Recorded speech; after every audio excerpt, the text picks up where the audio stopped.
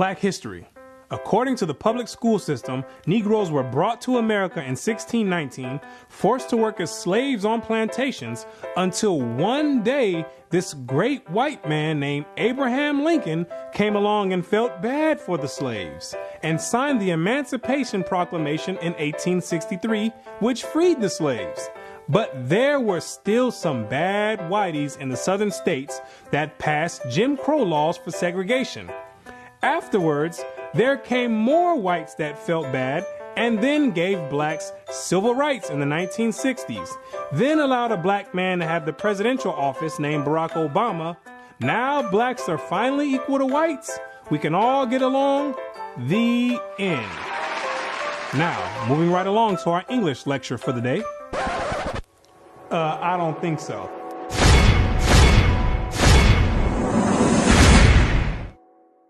Black history. What do you know about black history? Let me ask you a question. Prior to the transatlantic slave trade in the 1600s, what was your nationality? What did you call yourself? Some may say African. Well, Africa is a continent, and in that continent there's over 47 different countries in there. Which one do you come from? What language did you speak prior to the 1600s? Was it English? There's over 1,500 dialects being spoken in the land of Africa. Pick one. What clothing did you wear? Was it high heels and stilettos? Skinny jeans and Vans?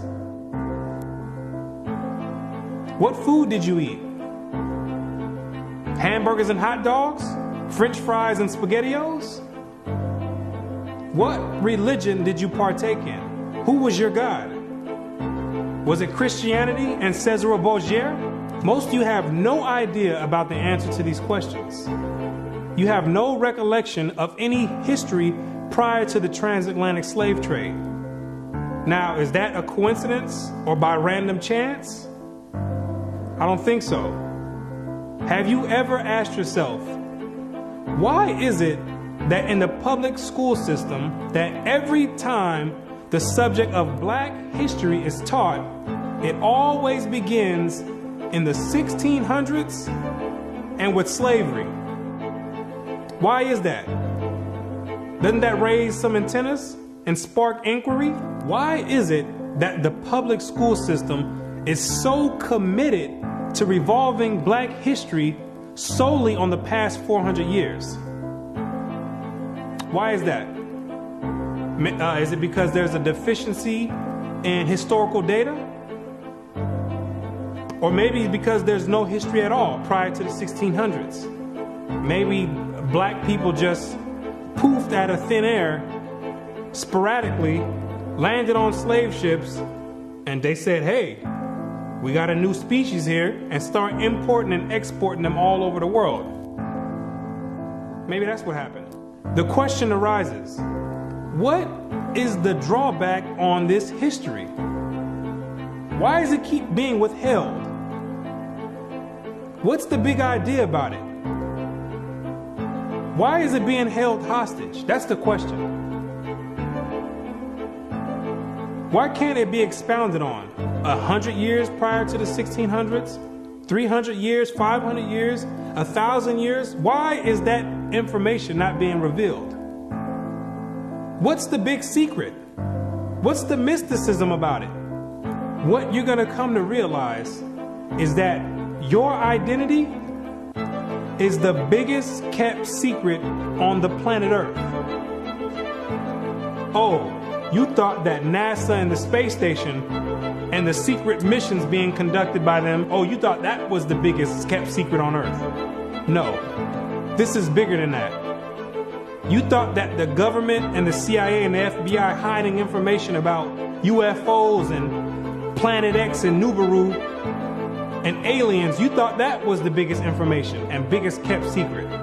No, this is bigger than that. The elite Confederate has spent billions of dollars and constructed an innumerable amount of psychological stratagem to ensure that you never received and acquired this information that's about to be put out.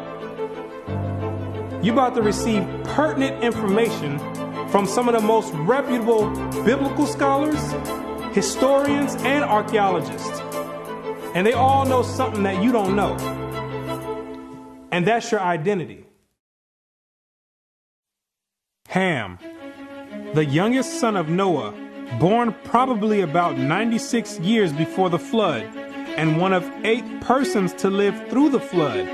He became the progenitor of the dark races, not the Negroes, but the Egyptians, Ethiopians, Libyans, and Canaanites.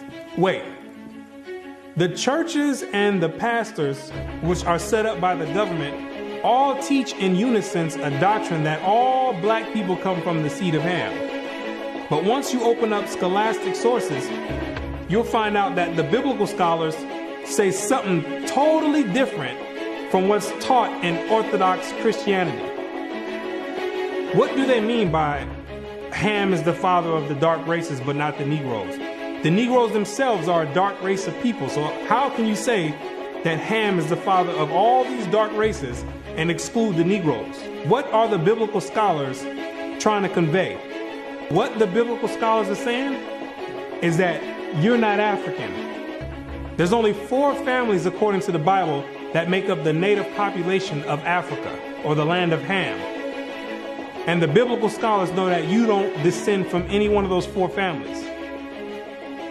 In order to write that in a scholastic and academic book, the biblical scholars have done extensive and thorough research on both the so-called Negroes and the Africans, the native Africans. And they've came to the conclusion after the extensive research that the Negroes don't have anything to do with the native Africans at all.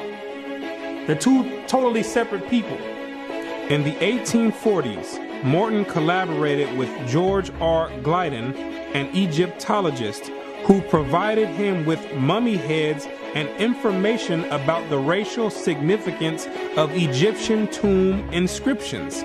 In Crania Aegyptiaca, published in 1844, Morton pointed out that both cranial and archaeological evidence showed that the Egyptians were not Negroes. In 1840, Dr. Morton was trying to find out the racial origin of the so-called Negroes that were in America in slavery. So he got together with the Egyptologists, which supplied him with the mummy heads, and what he did was conduct an extensive research on the cranial remains of the heads in Egypt, in contrast to the cranial remains of the heads in America. And what he found out is that the Negroes that were in slavery were not Africans. He found out that the skulls were 2 totally different types of skulls. The Negro's head was longer than the Egyptian head. The physical characteristics from the outside look similar, with the thick lips and the broad nose. But once you start delving into the real characteristics, he found out that there were 2 totally different people, as abolitionists and colonizationists had maintained, and that in fact, blacks had been relegated to the same servile position in ancient Egypt as in modern America. But what Dr. Morton did discover is that the Negroes that were serving slavery in America served the same position and servitude in ancient Egypt when they matched other skulls and other cranial remains in Egypt. They said these are exact matches. So what are the scholars saying? What you're going to find out is that they're saying that you are the biblical Israelites. Yes, you're the same exact people that served slavery in the land of Egypt. You're the same exact people that God sent Moses to go redeem under the hand of Pharaoh. You're the same exact people. And when you read the Bible, you'll find out that slavery is a central theme in the Bible. It's a reoccurring theme with the Israelites. The Israelites cannot run away and get away from serving slavery. It continues to happen over and over, all the way up until today.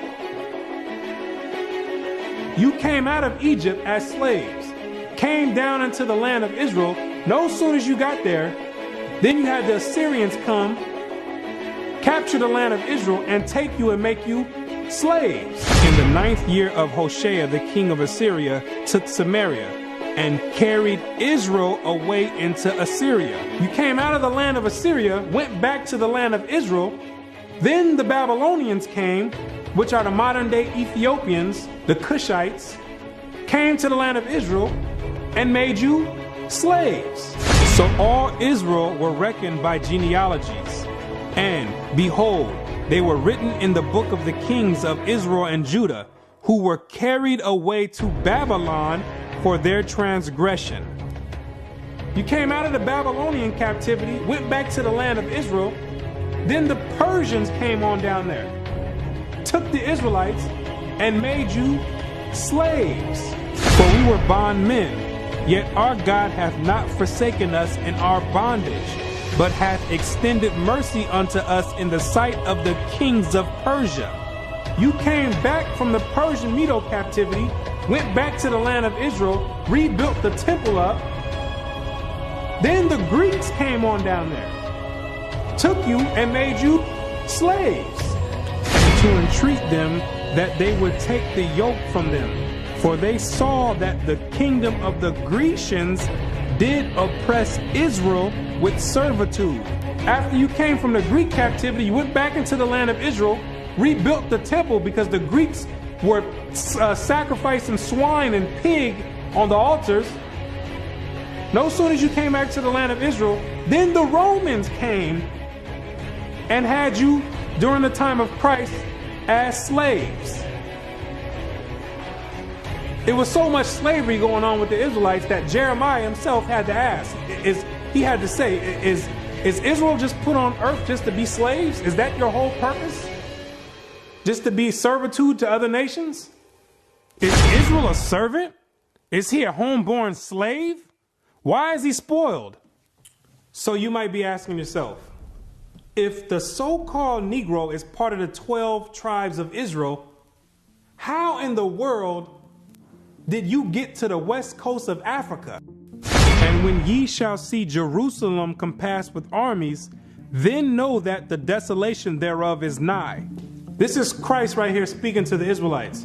He says, when you see Jerusalem compassed or surrounded by the Roman armies, then know that the desolation or the destruction of the land of Israel is getting ready to happen. The Romans getting ready to come in here and tear some stuff up. Then let them which are in Judea flee to the mountains, and let them which are in the midst of it depart out. And Christ says, when you see the Romans coming in, you better get ready to flee into the mountains. And what you're going to realize is that the mountains that he was talking about was the land of Africa. It was the same exact place that Mary and Joseph took Jesus when they were fleeing from Herod when he was trying to come find Jesus to kill him. They went right into Africa. And the Israelites went into Africa as well, fleeing from the Romans.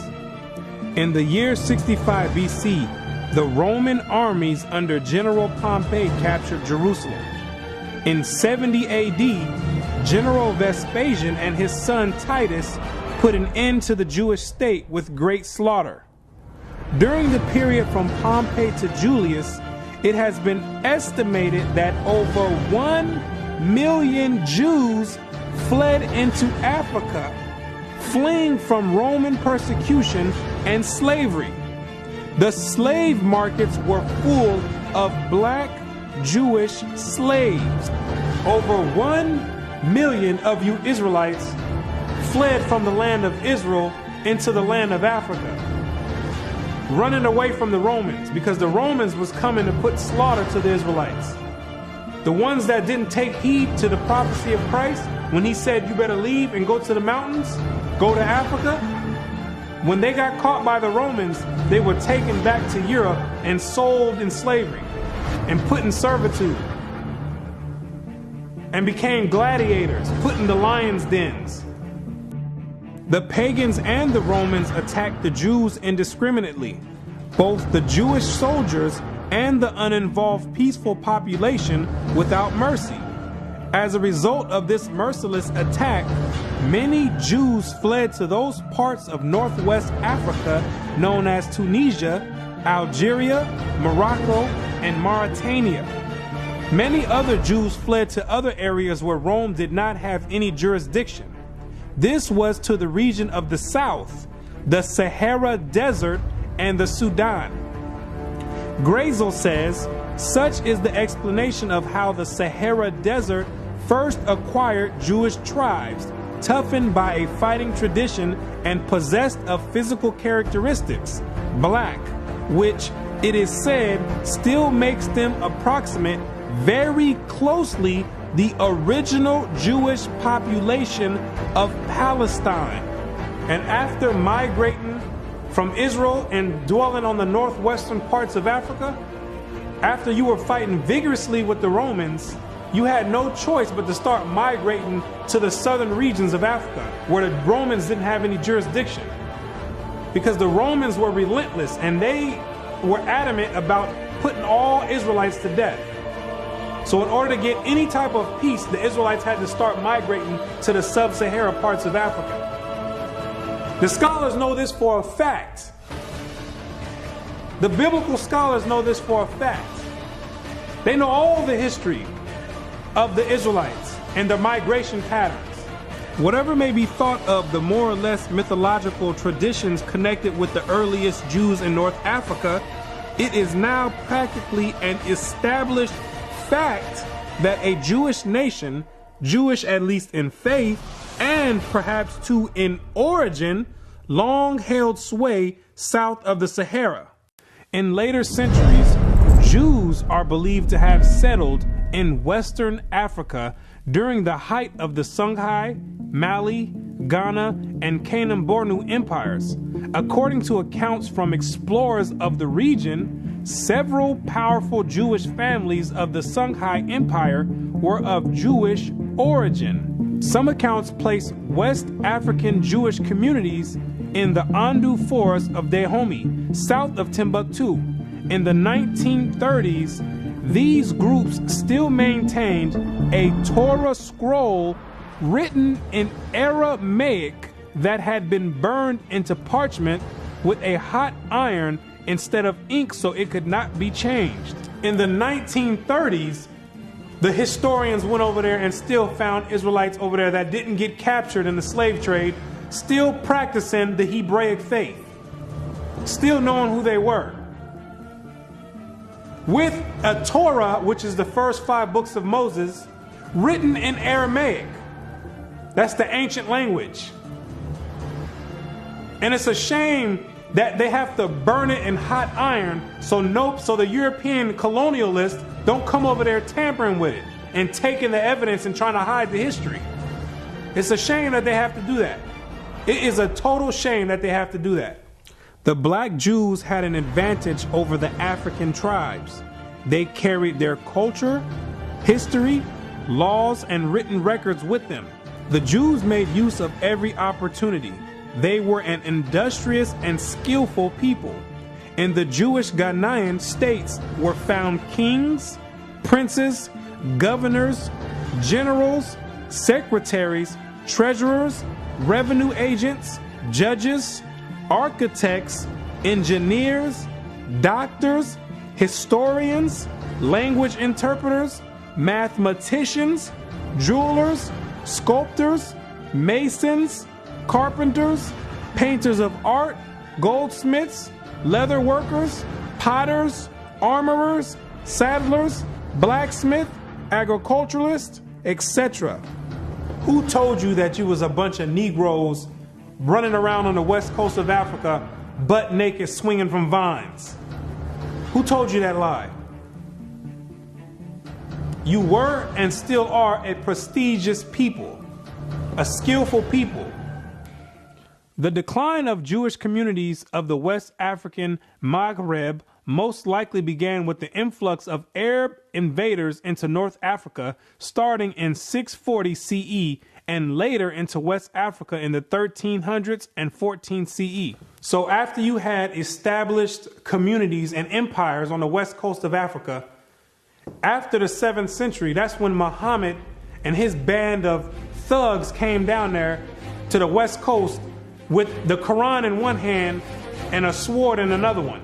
And they were forcibly converting the Israelites into that nonsense Islam. Yeah, I said it, nonsense Islam, because that's not what we were dealing with. That's the Arabs' religion. That's not what we were dealing with. And that was the decline of the Hebraic community over there in the west coast of Africa. And that was the forefront in the beginning of the slave trade. Yea, and what have ye to do with me, O Tyre and Zidon, and all the coast of Palestine? Tyre, Zidon, and the coast of Palestine, those are all ancient Africans that God is referring to. Will ye render me a recompense? And if ye recompense me, swiftly and speedily will I return your recompense upon your own head. Because ye have taken my silver and my gold, and carried into your temples my goodly pleasant things. The children also of Judah and the children of Jerusalem have ye sold unto the Grecians. The Africans got together with the so-called Grecians or the Europeans, and they commenced in selling the Israelites that were dwelling on the west coast of Africa in slavery. There's your slave trade right there in the Bible. Both buyers, Europeans, and sellers, Africans, saw the people traded into captivity on the African coast as outsiders. Now, why did those Africans see you as outsiders? Because you were some people that migrated and encroached on their land. They knew you were not the same exact people. The customs that you had, the way you moved, they knew you were not the same people, so they had no problem commencing in a slave trade with the Europeans. Do you be crazy to believe that Africans were selling their own people? That makes no sense at all. When the Europeans put that in the textbooks, they're using technicalities, saying Africans sold other Africans. When they're using technicalities, what they mean to say is native Africans were selling Israelites that were living in Africa. It'd be no different if somebody wrote history of 500 years from now and say there was a slave trade that happened here in America. Say black people got together and start selling white people to the Chinese. If somebody with the same mindset that the Europeans have wrote history 500 years from now, they would say Americans were selling other Americans to the Chinese.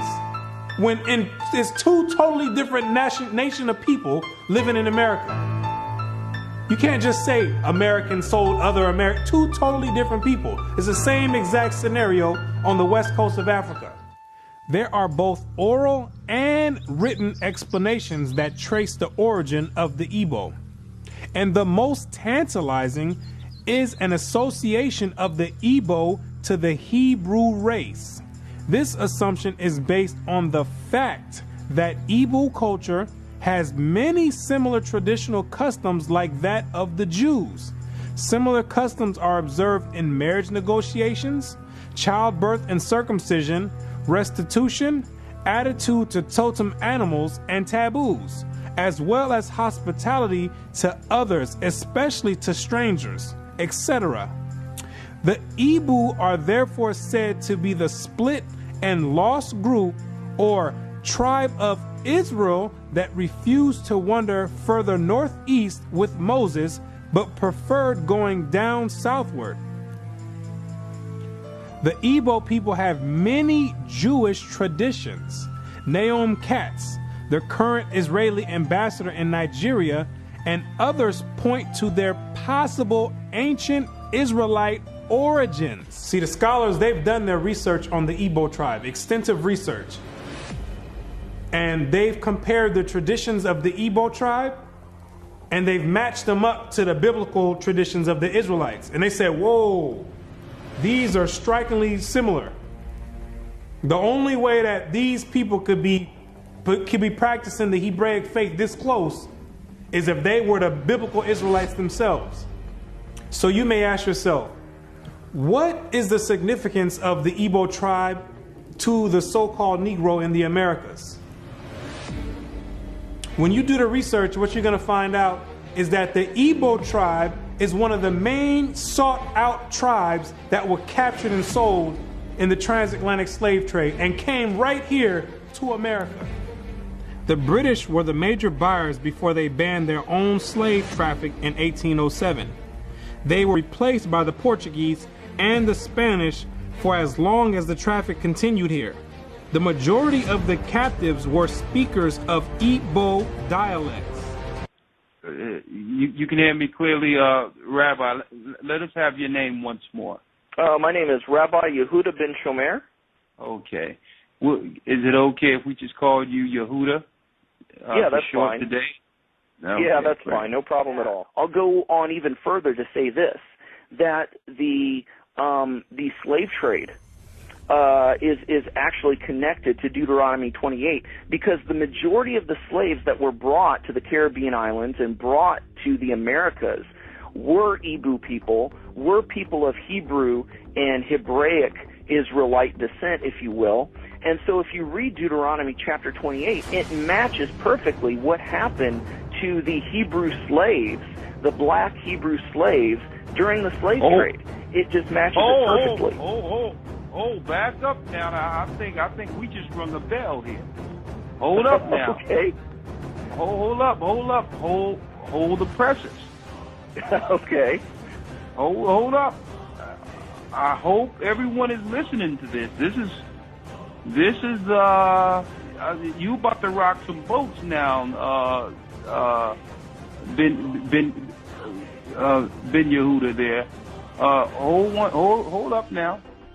Listen to what he's saying here. So you are saying that there's a great chance, or more so, that the black people that links directly to the slave trade are from the lost tribes of Israel. Is that what you're saying here, sir? Yes, I am. Now, granted, I will qualify that I don't. Wait a second. I don't believe that every single black person is Hebraic or Jewish, but I'm saying that the majority of the slaves involved in the slave trade were Hebrews. These people knew exactly who they were buying and selling, both the Africans and the Europeans.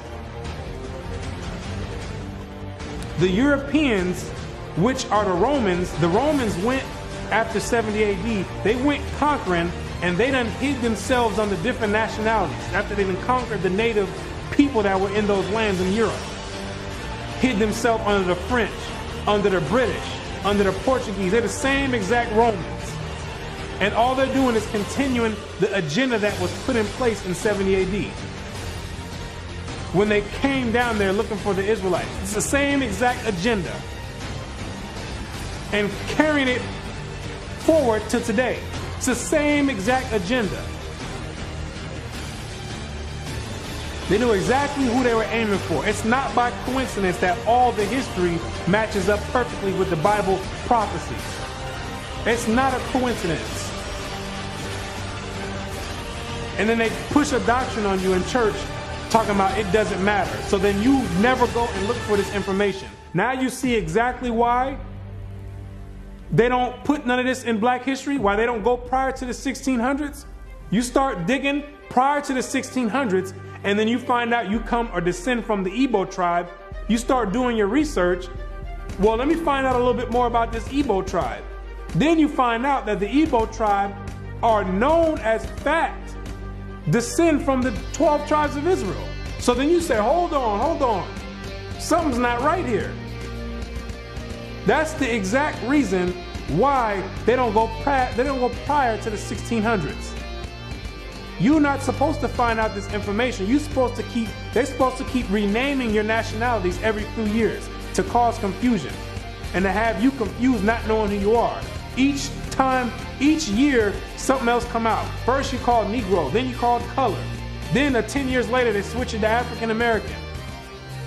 It's all by design. Now you have to be asking yourself, if you are supposed to be the people of God, the chosen people of God, why is it that he continues to allow you to keep going into slavery after slavery after slavery? And why does he have you building up everybody's civilization off of the back of your slave labor. And it shall come to pass, when thou shalt show this people all these words, and they shall say unto thee, wherefore hath the Lord pronounced all this great evil against us? Or what is our iniquity? Or what is our sin that we have committed against the Lord our God? Then thou shalt say unto them, because your fathers have forsaken me, saith the Lord, and have walked after other gods, and have served them, and have worshipped them, and have forsaken me, and have not kept my law. What you're going to realize is that when Moses brought you out of the land of Egypt and you entered into the wilderness, you entered into a covenant with the Most High God, the creator of everything you see in heaven and in earth. You entered in a blood in and blood out agreement with the creator. And he kept his end of the bargain, but you never kept yours. And he took the book of the covenant and read in the audience of the people. And they said, all that the Lord hath said, we will do, and be obedient. And Moses took the blood and sprinkled it on the people and said, behold, the blood of the covenant, which the Lord hath made with you concerning all these words. Once Moses sprinkled the blood on you, there was no way out of it. You entered into the covenant. And it shall come to pass, if thou shalt hearken diligently unto the voice of the Lord thy God, to observe and to do all his commandments, which I command thee this day, that the Lord thy God will set thee on high above all nations on the earth. And all these blessings shall come on thee and overtake thee, if thou shalt hearken unto the voice of the Lord thy God. You see, if you kept your end of the bargain, the deal was the Most High was going to set you above all nations on the planet Earth. You know, the same spot that the Europeans have today, that was supposed to be your spot if you kept his laws, statutes, and commandments. But, that means there's a stipulation. There's two sides of the bargain. It shall come to pass, if thou wilt not hearken unto the voice of the Lord thy God, to observe to do all his commandments and his statutes which I command thee this day, that all these curses shall come upon thee and overtake thee. Thy sons and thy daughters shall be given unto another people, and thine eyes shall look and fail with longing for them all the day long, and there shall be no might in thine hand. Thou shalt beget sons and daughters, but thou shalt not enjoy them, for they shall go into captivity. The stranger that is within thee shall get up above thee very high, and thou shalt come down very low. Moreover, all these curses shall come upon thee, and shall pursue thee, and overtake thee, till thou be destroyed, because thou hearkenest not unto the voice of the Lord thy God, to keep his commandments and his statutes which he commanded thee. And they shall be upon thee for a sign and for a wonder, and upon thy seed forever, because thou servest not the Lord thy God with joyfulness and with gladness of heart for the abundance of all things. Therefore shalt thou serve thine enemies, which the Lord shall send against thee, in hunger and in thirst and in nakedness and in want of all things. And he shall put a yoke of iron upon thy neck until he have destroyed thee. God says you'd have the yokes of iron on your neck until he have destroyed you. So that means when he take the yokes of iron off, you were destroyed. When did that happen? In 1863, when Abraham Lincoln signed the Emancipation Proclamation. The yokes of iron came off.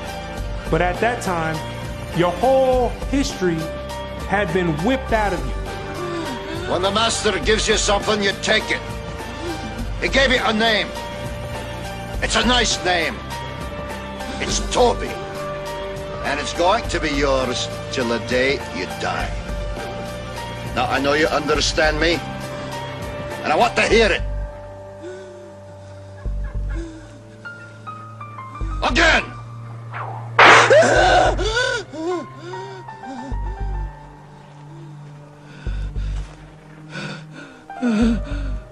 I want to hear you say your name.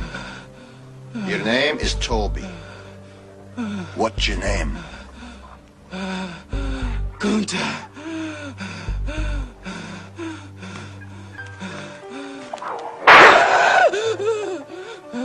Lord God, help that boy.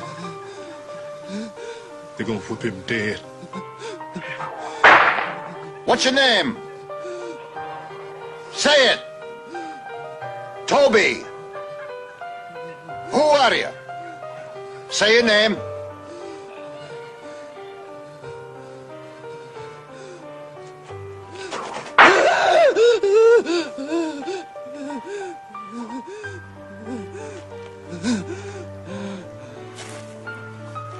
What's your name? Toby.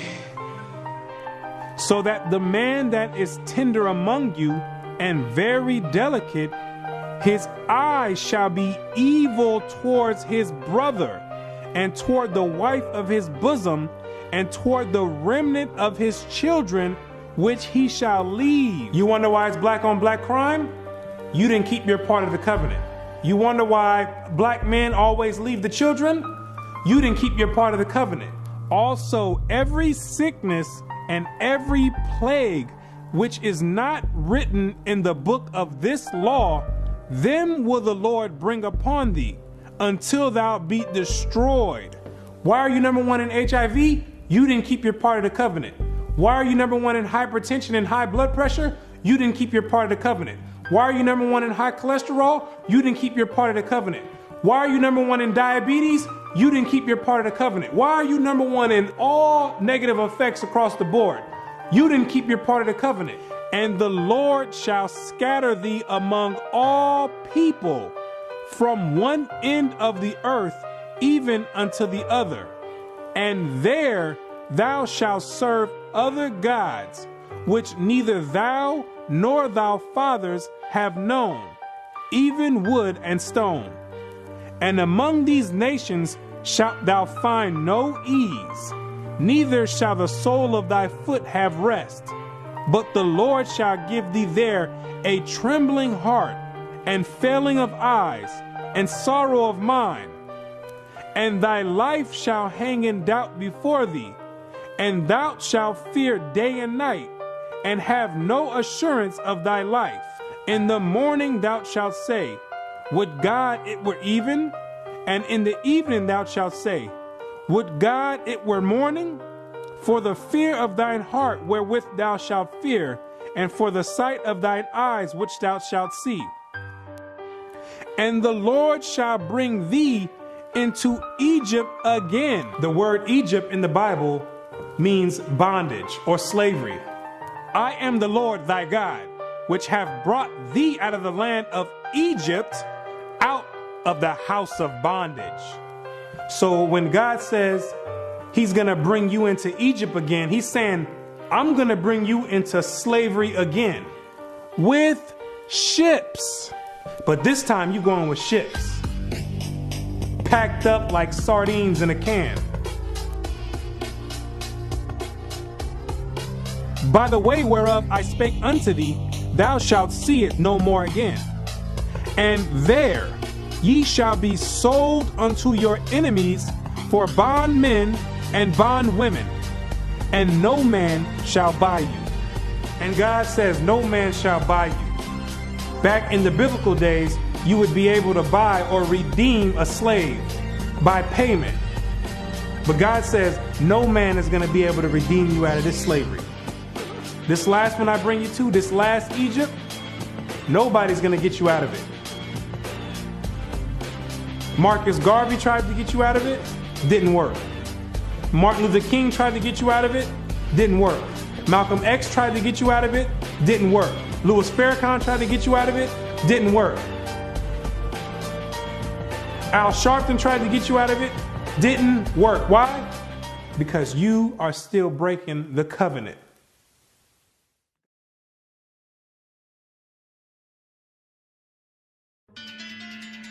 If you're the real Israelites, who are these people over there in the land of Israel claiming to be you? Those are Romans, Europeans. They got pushed up in the South Georgia, Russia, in the Caucasus Mountains, and hid themselves under the name of Khazars. Between the 8th and 9th century, the Khazarian Empire under King Bulan adopted the traditions of the Israelites and mixed it with paganism and called it Judaism. Yes, we know your history too. Then after the Holocaust, which was politically motivated, the elite used that as a pretext to invade the land of Israel and took those Khazarian converts and placed them in that land in 1948. In May of 1948, a new Jewish state, Israel, was born in a bath of blood. Jewish troops routed Arab forces from the city of Haifa in the first of a series of battles that were to reverberate through the years.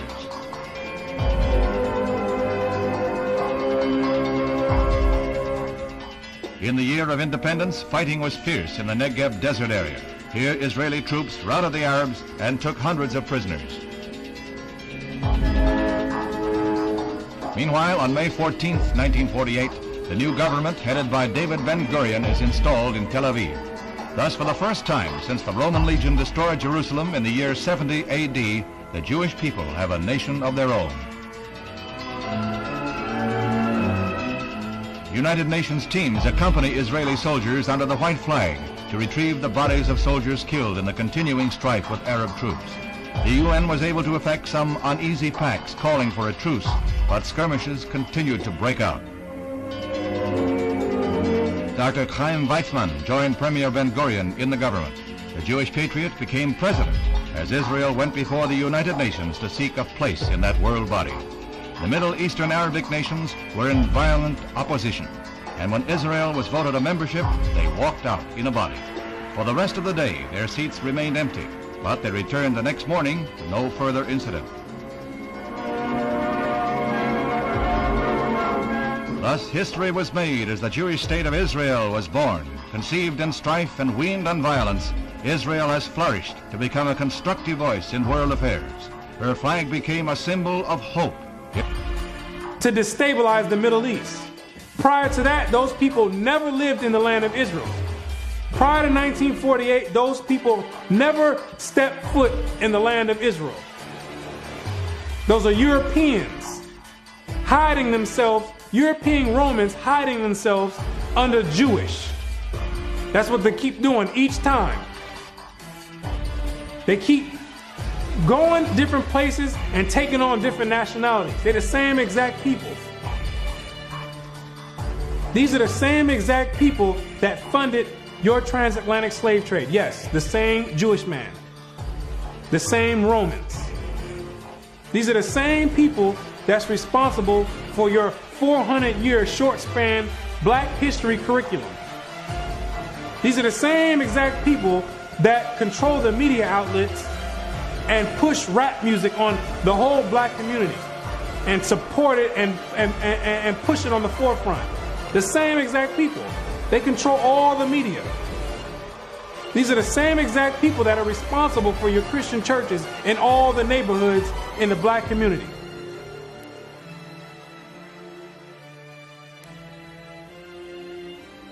The Bible says when the real Jews get in the land of Israel, there will be no more war. Since those converts, Khazarian converts, went into the land, it's only been war. They don't fit the prophecies. They over there dealing with Satan. I know thy works and tribulation and poverty, but thou art rich.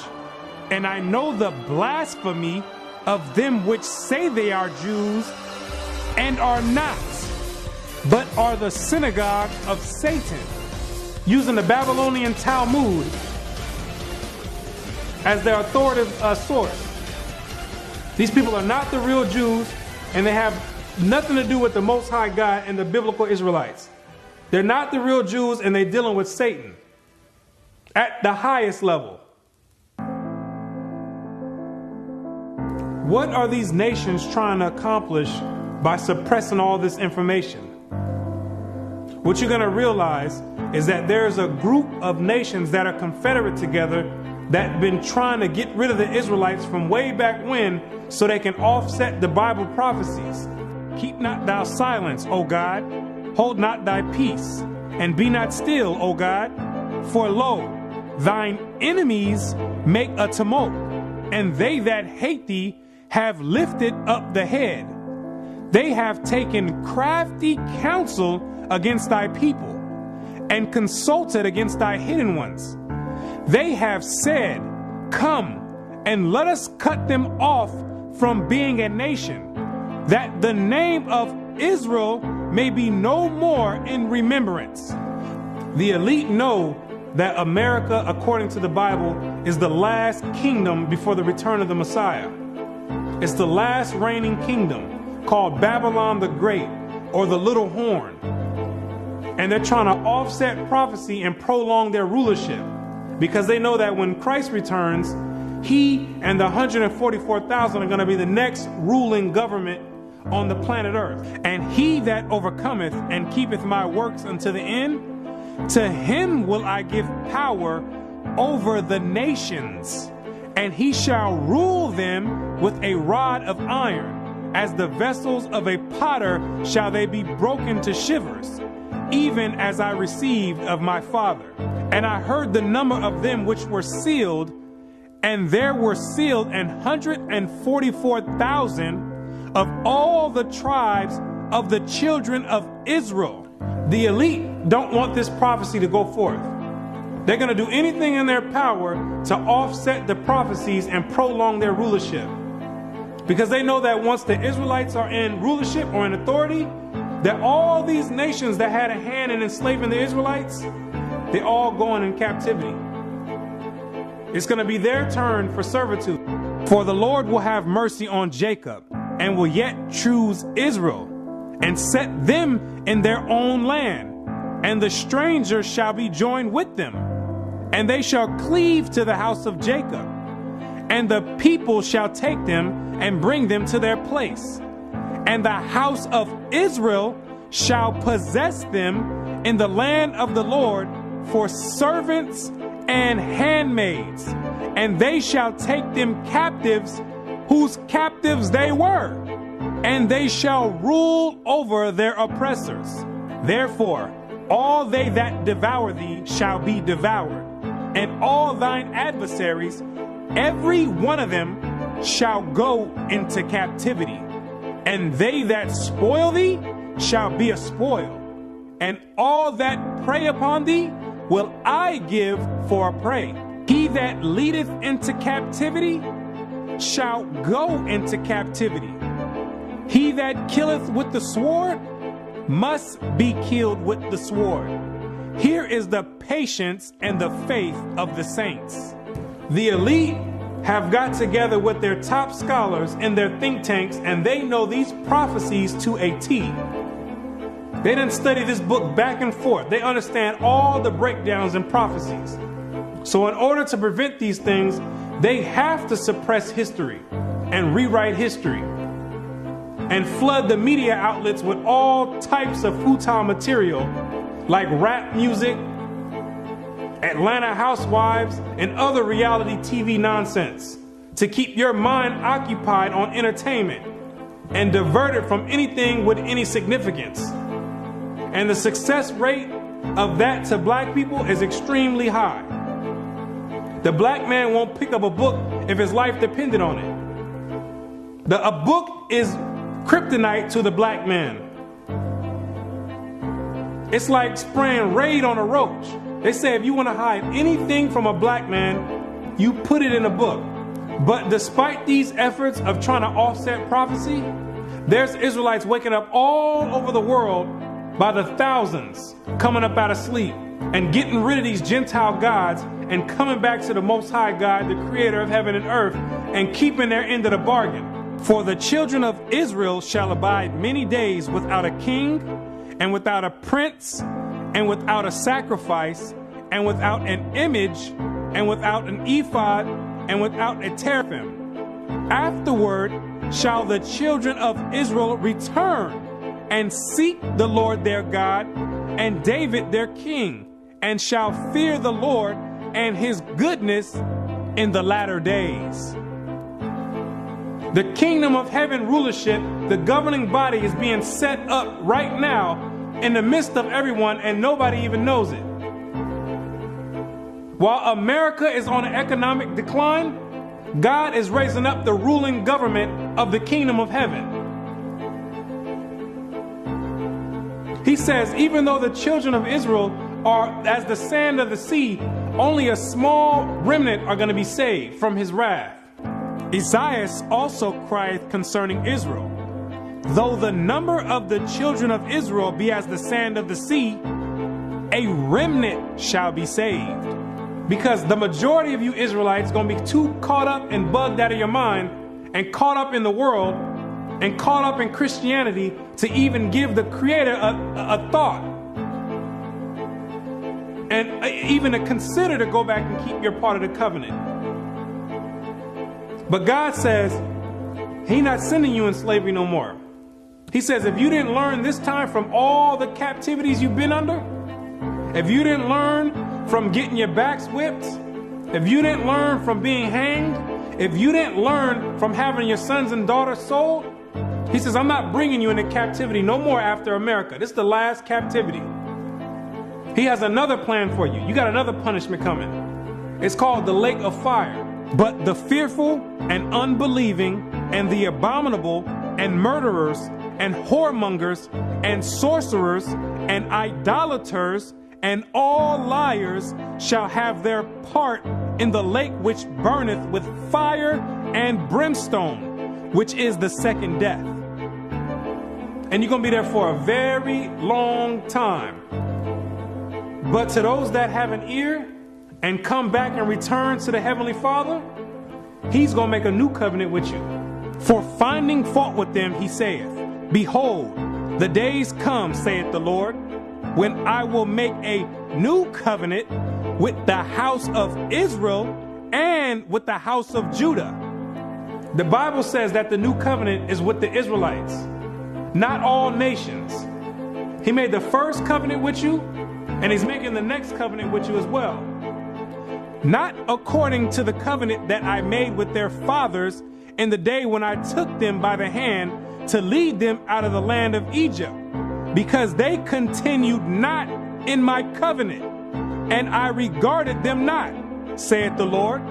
For this is the covenant that I will make with the house of Israel after those days. What does it mean after those days? It's talking about when you get into the wilderness.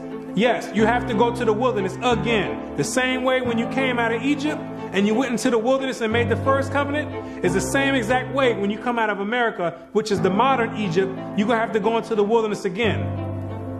And I will bring you out from the people and will gather you out of the countries wherein you are scattered, with a mighty hand and with a stretched out arm, and with fury poured out. And I will bring you into the wilderness of the people, and there will I plead with you face to face, like as I pleaded with your fathers in the wilderness of the land of Egypt. So will I plead with you, saith the Lord God. And I will cause you to pass under the rod, and I will bring you into the bond of the covenant. The covenant is going to be made after Christ returns. That's the new covenant. Then in the new covenant now, you're still under the same exact covenant you made when you came out of Egypt. That's a binding covenant right now. I will put my laws in their mind and write them in their hearts. And I will be to them a God, and they shall be to me a people. And God says he's going to put his laws in your mind. Yes, those same laws that your Christian church teaches are done away with. Those are the laws that are going to govern the kingdom of heaven. The same way America has their laws that govern America. The laws written in the Bible in the first 5 books of Moses, those are the laws that's going to govern the kingdom of heaven. Those are the same exact laws that you promised and made a pact with the Most High saying that you would keep, and you refuse to keep to this day. That this is a rebellious people, lying children, children that will not hear the law of the Lord, which say unto the seers, see not, and to the prophets, prophesy not unto us right things, speak unto us smooth things, prophesy deceits. Yet the number of the children of Israel shall be as the sand of the sea, which cannot be measured nor numbered. And it shall come to pass that in the place where it was said unto them, ye are not my people, there it shall be said unto them, ye are the sons of the living God. In these same exact places where you were scattered for a reproach and called by different names like African American, Negro, and colored people, and where you were told in church that you were a Gentile, in these same exact places, it's now being told to you that you're actually the children of Israel. Prophecy is being fulfilled right now. It's up to you now to make a choice. Either you're going to come back and keep your end of the bargain, or you're going to still stay out in the world. And if you stay out in the world, the only thing you can look forward to is weeping and gnashing of teeth. The Most High is extending out his hand one last time. It's either you're going to repent and come back, or you're going to die in your sins. You can hang on to whatever you want. You still want to worship the Gentiles' gods? You go for it. The Gentiles can teach that the law's done away with. They wasn't back there in the wilderness, and they wasn't back there with the blood sprinkled on them. They wasn't under a covenant. They weren't back there saying, we will obey. You did. The Most High never gave them no laws to keep, but he gave it to you. He showeth his word unto Jacob, his statutes and his judgments unto Israel. He hath not dealt so with any nation. And as for his judgments, they have not known them. Praise ye the Lord. So there's no punishment for them not keeping the laws. But there's a great punishment for you not keeping it. So it's time to decide. Either you're going to be in or you're out. But now you know who you are.